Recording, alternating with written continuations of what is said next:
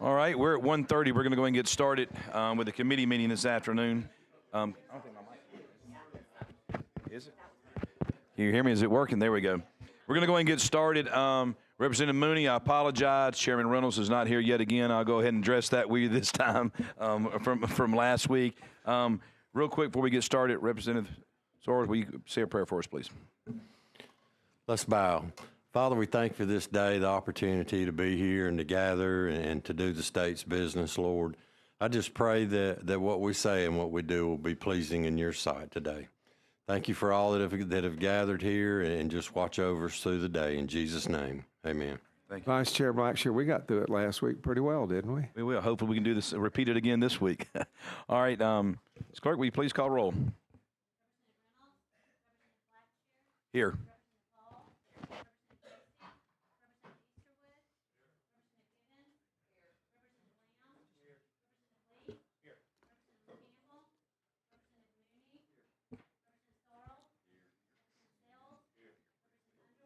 Here. Here. All right, thank you. Let's call the first bill on the calendar.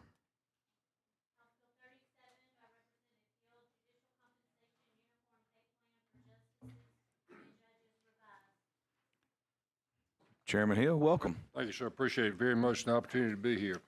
This is a bill we passed last year out of the House, got hung up in the Senate that last week, which so many things did. But what this bill does is it allows our trial judges to take their bench experience, which is a graduated pay scale for a period of years, to the appellate level bench if they were to get elected to the either Court of Civil Criminal Appeals or the Supreme Court. It encourages trial judges to become appellate level judges.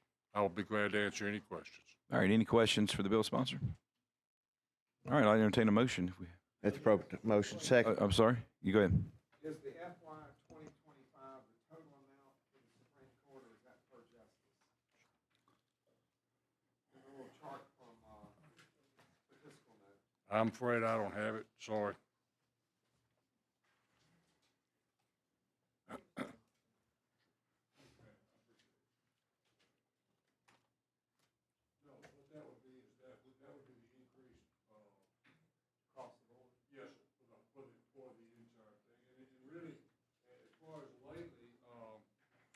Judge Lewis went from circuit court, I forgot what county, to the court of, I think it was civil appeal. No, I believe it was criminal appeals. But anyway, and at this point, he would have been the one that would have benefited from this. There are none, to my knowledge, that are prepared to step down at this time.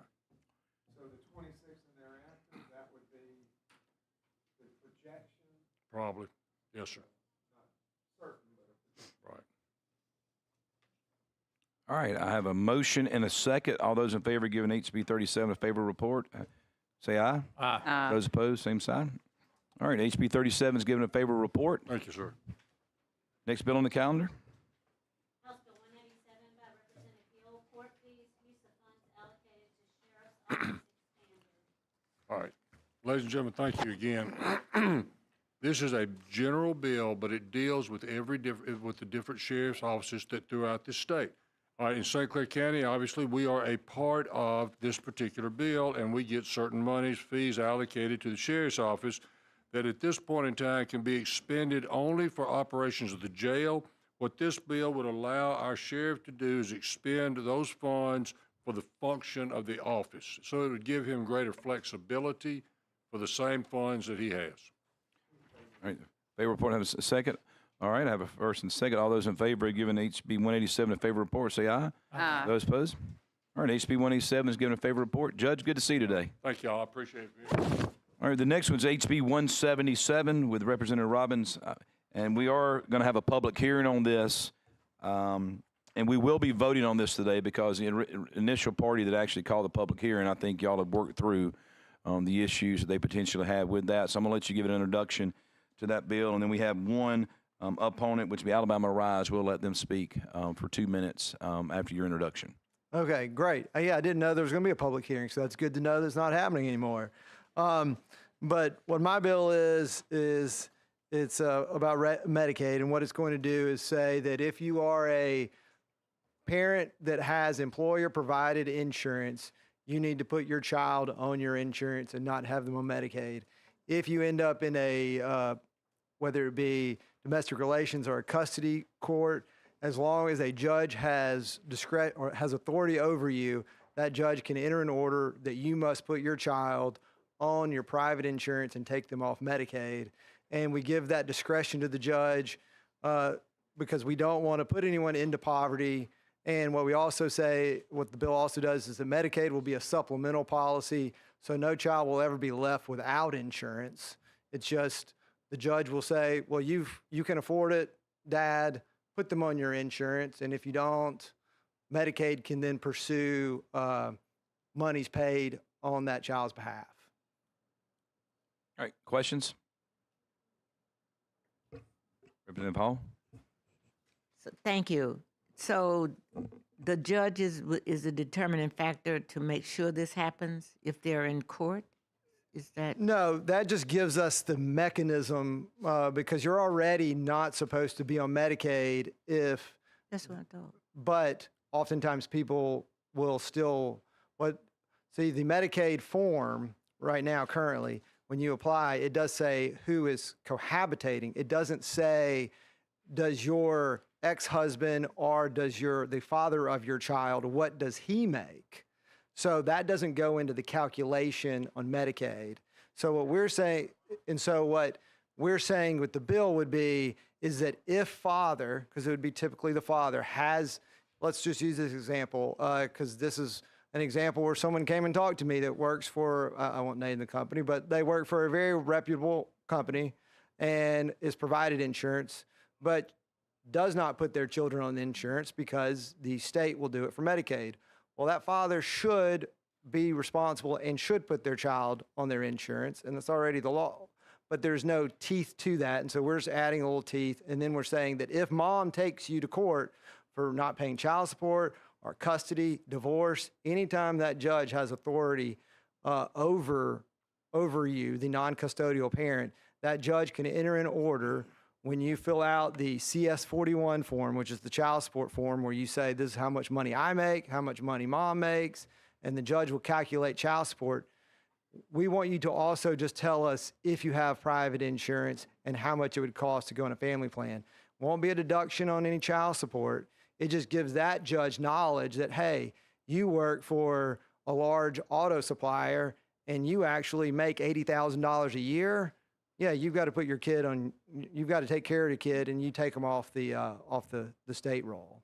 What I found interesting, Mr. Chair and members, is that they estimate about 50,000 children also have the possibility of being on another insurance or having possibility of being able to be covered under third-party insurance. That's interesting. How did they know that and we're not doing it already? It just seems interesting to me. I think because what would make this bill different than the way we currently do it is that if you go in front of a judge can enter an order. And then if you do not do that, you're in contempt of court. Now, what's the punishment if you don't do it? And we're going to say, we'll go after you for the monies paid. So if, kid has to get an appendectomy and you were supposed to put him on your insurance, it's possible now you're going to have to pay back all that money. So now there's it's going to hit you in the pocketbook, and you might end up spending a day in jail for contempt of court. Thank you. Go ahead. I'm trying to fully understand the picture. And you said if the father was employed and the child would come off of Medicaid, what if there's not a father involved and there's a mother who's working but not working at a cost to afford a family insurance? What will happen to that child? That child would stay on Medicaid. Even if mother and father both worked and they both were at the poverty level, child would stay on Medicaid. And we'd leave that up, if they are in court for, let's say, child support, the judge would hear the facts, see the information on the CS-41 form, and have the discretion. They could even be above the poverty level, but the judge make a decision that based upon certain circumstances, I don't want to force that father or mother to put them on private insurance. So we leave a lot of discretion up to the judge in that case. But yeah, as long as you would not be forced off of Medicaid if you're at poverty. Okay, thank you.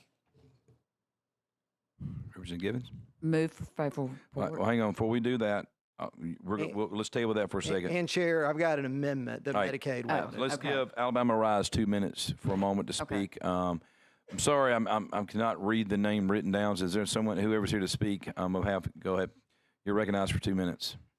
Thank you. Good afternoon, committee. I'm Robin Hyden, the Executive Director of Alabama Arise. We do have a lot of concerns and questions about this bill. I believe based on the way it is drafted, I've sent it to 5 different national experts who work on health law, Medicaid policy. They had different interpretations of what it would do. So I think a worst case scenario reading of this bill is that it would not just impact child support, it would impact all parents, which I know the sponsor said is not the intent of this bill. There are 700,000 Alabama children currently on Medicaid in Alabama. On their behalf and the behalf of their families and their communities, I would ask you to slow down and make sure that this bill does what you think it will do. The current income limits for the household of children on Medicaid is under $40,000 a year for a family of 3. That could be a single parent with 2 kids. Under $30,000 a year for a family of 2. So usually the parent in that household cannot afford their own health insurance. One example I would use is a friend I know who works at Advance Auto Parts. Her take-home pay is $600 a week or $32,000 a year. So she could opt in to pay for health insurance through her employer. It would take more than 1/3 of her paycheck. It would be almost $13,000 a year. I would simply ask that we make sure that this bill does not cause tens of thousands of Alabama kids to lose their health insurance. And we would have questions about how it would be enforced. Thank you so much. Thank you. Representative Robbins? All right, any questions for our bill sponsor, or any comment? I do, if I may. Yes, please. And what she says may be right. However, isn't there an option of the all kids that fits that demographic perfectly, and it's very, very reasonable that we're already putting the money into? There is. So all kids, is the step up for Medicaid. Yeah. And, But it's ridiculously cheap right. compared to somewhere where you buy it at work or is provided for you.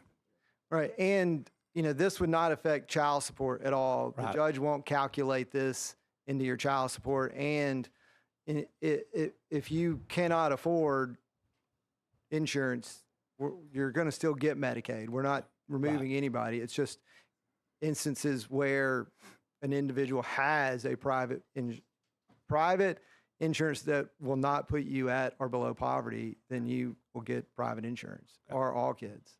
Very good. Thank you. All right, Representative Givens? Okay, I have a question. So who will be the overseer of this? Because let's say the father does have a good paying job and insurance is provided, but then he loses that job. So the flip-flop and all this, who's going to be the oversight for this? Well, you've got 2 things. One is really the true overseer will mostly only really be when the mom takes the dad to court, because Medicaid can oversee it and will, but the real teeth that get added to it is when a judge enters an order to say, put that child on your insurance, because then you can be held in contempt of court. So without that, it's the law now, but the forms don't ask what so it doesn't ask what non-custodial parent earns. So we want that information out there now, but we also, Medicaid can oversee that, but really the real teeth in this come from when you get an order from a judge that says, we know what non-custodial parent makes, we know what non-custodial parent's insurance costs would be, non-custodial parent must provide that insurance per my order. And then if they don't do it, mom can take that dad back to court, or any status conference, dad can be told you're in contempt of court, and that could mean you go to jail for a night. And that's going to force dads to provide for their children that are not. And so, I don't know, does that answer your question? Well, it does somewhat, but let me ask you this. I don't know about other parts of the state, but in Baldwin County, you can be 1 year getting a court date. So in that year, you know, when the mother has insurance concerns and you know, no child support, whatever reason she's taking him back to court for, it can be a year before she actually gets a court date. So does the child or children have insurance for Yes. that year? The child is never taken off Medicaid. Never. Even when dad puts them on their policy, the child is still on Medicaid as a supplemental payor. Oh, So that okay. means like mom goes to the emergency room with child that has an appendectomy, hand them your Blue Cross card, and dad, because dad doesn't pay child support, also didn't do what he was supposed to do. It gets declined, then it says, okay, take the Medicaid card. Okay. So All right. we're never going to put a child in a situation where they're not going to be covered. And if dad doesn't do what he's supposed to do, which is, we can go over the amendment in a minute, but we want Medicaid to then be able to basically subrogate, which means go against dad and say, we had to spend $100,000 when you were supposed to do this. Give us $100,000, dad. So that's the ultimate goal of the bill, to incentivize non-custodial parents that can't afford it to take the responsibility they should take and have the state have the mechanism to get their money back. Okay. Thank you. And I know we have an amendment. Who's offering? Representative Underwood, you want to talk about your amendment, please? Would you like me to do it from the seat or from the podium? No, you can do it from there. You're perfectly fine. There's three changes on the amendment. The first one's on line 119 and 120 on page 5. Replacing the language with, by a parent, the agency may pursue reimbursement. The key language is the next words, if permissible pursuant to state and federal law, from the parents of the amounts paid as a collectible debt up to civil, basically saying that if there is some conflict with federal statute or state, they have a way of getting out and not having the shall do comment in there. Next is lines 136 through 145 on page 5 are all being stricken, repetitive language, ending with just the last sentence, any parent of an approved child, including A. And then the last one is line 149 on page 6, replacing it with the agency and Department of Revenue may adopt. That looks like it's just a letter change to me. It looks like the same language. Yeah. And that's the totality of the amendment. All right, do I have a motion on the amendment? The acceptance? All right, I have a second. Second by Representative Sells. All in favor, same as aye. Aye. All those opposed? All right, we're back on the bill of 177 as amended. Let me make a comment, Representative Robbins, if you don't mind. As I said before the start, we are voting on this today, but we heard Alabama Rise's concerns. Would you make a commitment to this committee that you would work with her? I mean, you probably won't get to an agreement on the legislation, but at least an understanding of some of her concerns on things to make sure they can at least, because they do have a constituent base they have to go back to and give answers to. Can you make that commitment to us that you'll do that as between now and ever how this bill progresses? Totally. I mean, the amendment was for Medicaid, I guess, who had asked for the public hearing. Mm-hmm. So, I mean, yeah, this is a collaborative process, so I'll work with anybody. So, yeah, I'll be happy to work with them. All right. Any other questions? That's all? You indicated it's a collaborative process. You were working with Medicaid and what other groups? Were you working with other groups? I meant the entire legislative process is a collaborative process. So therefore, whether you work with hundreds on the front end or you work with them as you come along, because sometimes you never know who a stakeholder might be until a bill is filed. So by that, I mean that this came up in a conversation after I talked with my wife one night, and she was like, you know, you should do that. And I said, that is a good idea. So I would say my wife is the stakeholder that came up with this idea. So that's who I've worked with so far. But I'm happy to work with Alabama Rise.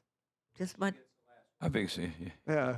Don't pass blame on her now with her now. You're giving I her was credit about with to this say, now. be careful what you wish for. All right.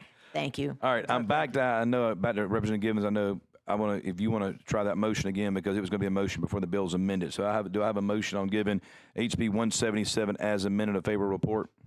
Yes. All right, do I have a second? Second. All right, all those in favor, say aye. Those opposed? All right, notate those. All right, HB 177 as amended has been given a favorable report. Thank you so much, committee. Thank you. All right, would you like to call to the next bill, Madam Clerk? As I cut you off earlier, my apologies.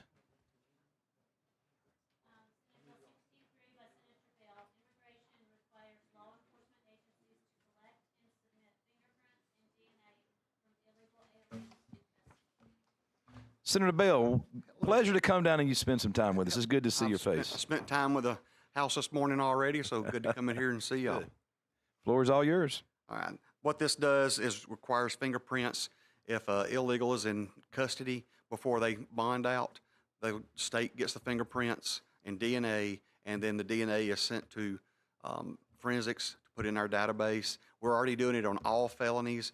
We're already doing it on all sex crimes, on misdemeanor sex crimes. This just adds one more group that gets the same thing done they're already doing. Second. All right. All those in favor of SB 63 given a favor report, say aye. Aye. Those opposed? All right. SB 63 is given a favor report, and my apologies, Chairman Bell. Congratulations again on that recent appointment. Thanks for spending some time with us. All right. Next bill, Madam Clerk. House Bill 82 by Representative Wood, Boards of Registrars, qualifications and registrars revised, salary increase. Thank you, Mr. Chairman and committee. House Bill 82 has 3 important parts, and I'll go over those real quick. One, it increases the pay. Our Board of Registrars today make $80 a day, and some are capped at only 120 days per year that they can work. So this bill, the original bill, asked for them to move that from $80 to $150 a day.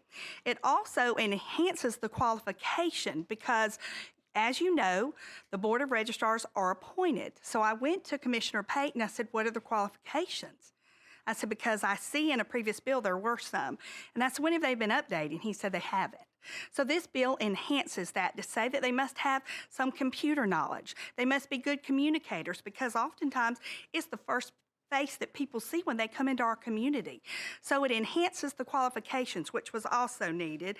And then third, we're asking that they post their hours of operation because if they only have to work 120 days a year, the county may be open more than that office is open. So those are the 3 parts. And Mr. Chairman, I do have at the appropriate time an amendment. All right, let's go ahead. Before any questions, I know the amendment's probably going to answer a lot of the questions because I think the Senate version passed. Yes, not on sir. this. They had some amendments as well, too. Yes, so, Representative Givens, I think you have the amendment, correct? So let's go and offer that now, and then that may answer some of your questions you may have. Okay. On replace line 83 on page 3 with the following. Of $80, remove $80 and change it to $115. I think it actually should be probably strike the 150 and make it 115. It's probably 115, correct. And then replace line 117 on page 5 with the following. Shall be treated as equals with state and county. So all we're doing is taking out the word other. Replace line 128 on page 5 with the following. Boards of registrars of this state are treated as state, taking out the word other. All right, do I have a motion on the acceptance of the amendment? Okay. I worked with your chairman. Be very honest, I worked with Chairman Reynolds, and if he had not been able to find us the money, we wouldn't have been able to do this raise. I realize that on the money. I'm just curious how $115 is arrived at as an appropriate amount to pay the salary of a registrar. Well, it's 30. Yes, sir. Well, we did look at what they do per day. That's a $35 a day raise. That's a little over $3 million in the budget. And so we took into their daily activities what we thought would be a good raise from the last time they actually got a raise and what we could afford. All of that. Yes, sir. You're absolutely right. So we took all of that into consideration, and your chairman did a lot of the work in coming up with the money so that we could give this needed raise. Yes, sir. Absolutely. Negotiated amount less than 150, which Yeah, I think the good part about it is, too, is you go back and look not just the salary perspective, but how much more responsibility we've thrown on those departments in all of our counties as well, too. Now, correct me if I'm wrong, Representative, that this amendment would put HB 82 in line with the version that the Senate has and passed, or they've already passed the Senate Yes, version on the floor as well. So Yes, this sir. puts us It'd in be line with that. exactly alike. Yes, All right. yes, Mr. Chairman. All right. Do I back to have a motion on the Representative McCampbell? You have a question? Yeah, I'm going to have a question. Is it Just accept the amendment. Can I accept the amendment first, and we get back on the bill? Got a motion on the amendment? Motion. Motion is second. All those in favor accept the amendment, say aye. Aye. Are those opposed? All right, we're back on HB 82 as amendment. Representative McCampbell? Yeah, I have a question. I think we dealt with this last year. Am I correct or am I not correct? Is this something that we dealt with last year? I was not the sponsor last year, sir. Well, So not- I do think that it came up last year. I was not the sponsor, so I don't know how far it got. Okay, it got pretty deep. Okay. Okay, and I do see that. The diversity language is in there, if that's what you're asking me. I worked with Senator Singleton in the Senate to make sure that was in there. That's what you're gonna ask. And you know, I don't mind the diversity language being in here, but I think at some point we need to stress to the organizations that that is an important consideration, that we are going, that if we as a state are going to say we are colorblind, let's show it. Don't just talk about what we're going to do. Let's start showing it. You know, we've got a lot of agencies around here. Nobody in there looks like me. But we are talking We about... have hair, don't we? Yeah, I have hair. Well, I will say that it was definitely bipartisan this year. We worked together. Senator Singleton and I met actually at Forestry and sat down and talked about this bill as to how important it was to him. And I feel honored to carry it. I think that it's a great bill. I think that the board needs it, and I think we've met all the needs in this bill.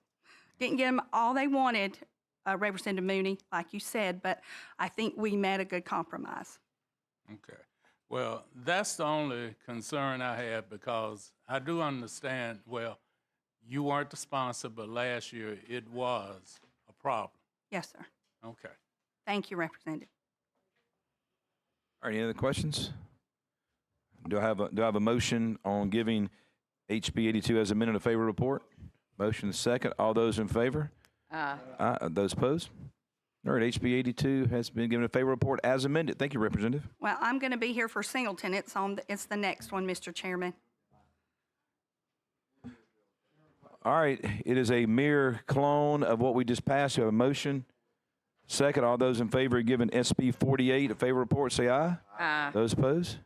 All right, SB 48 is given a favorable report. As easy as that, right, Representative? Thank you. And I want to recognize that there's members here from the Board of Registrars, and they work very hard with us, and I appreciate all their work. Right. Thank you very much. Thank you. You do.